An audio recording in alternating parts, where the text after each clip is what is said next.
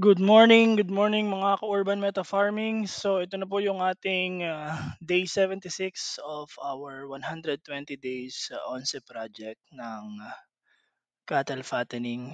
So nandito na sila sa bago nilang pwesto ngayon, wherein yung flooring po ay sinemento na natin to avoid na magdumi sila dun sa putikan. As you can see sa background nila, yun yung dati nilang talian dun sa open area natin, and matubig na po ngayon doon sa area na yun dahil walang tigil din yung ilan yung mga nakakaraang araw.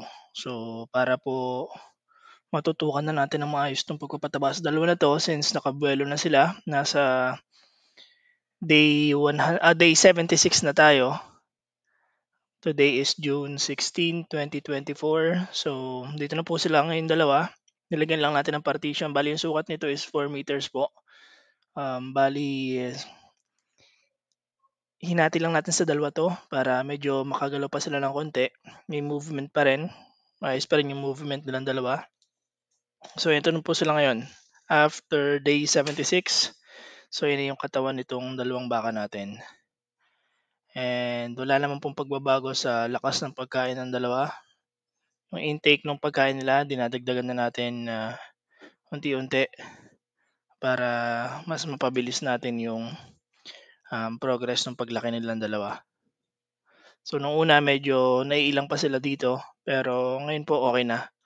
Naka-adjust na sila dun sa bago nilang confinement area. Sementado and hindi na maputik. Kasi nung nakaraan kasi medyo maputik ng konti dahil nga ang baka kasi kapag umuulan, so hindi siya pumipirme ng pwesto, talagang sa bigat nila yung area na tinatalian nila is magpuputik talaga. So mahirap po talagang magpataba ng baka pagka gano'n. Although pwede naman, ang problema kasi is magiging maamos yung baka natin. So dito naman is maging maamos man sila dun sa dumi nila dahil sa pasipa-sipa nila, pero madaling linisin and madali pong alisin yung mga dumi nila since sementado na nga yung ating flooring. So ikutan po natin 'to. Ito si Conrad and then si Coco, ayan naman. Wala pa rin pong pagbabago dun sa pinapakain natin. Again, napier grass pa rin 'yan throughout nung feeding program natin dito. And then same thing with our cattle concentrate and rice bran. And then painom ng tubig natin sa kanila 24/7. Yung feeds natin, so sa previous video natin meron tayo dong preparation ng pagkain and then ng feeds nila. So sa nagtatanong, yun nga, rice bran po ang gamit namin, and then yung cattle feeds na mabibili nyo commercially na yung 50 kilos ay 1,250 yung 50 kilos niya. So yan po yung katawan nila ngayon. Kitang-kita nyo talaga yung malaking pagbabago.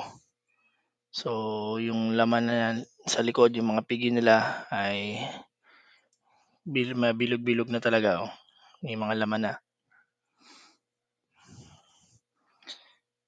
So yun lamang po mga ka-Urban Meta Farming. By the way, dun sa mga new subscribers po natin, maraming salamat po sa suporta.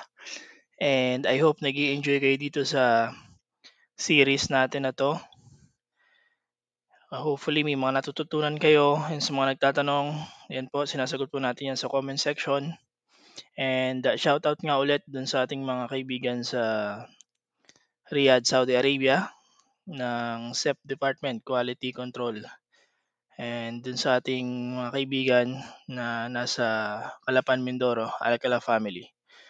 So maraming salamat po. Yun lamang mga ka-Urban Meta Farming, mga kabaka. Salamat po sa pagsubaybay dito sa Urban Meta Farming, and God bless you all. Happy farming to everyone. Bye.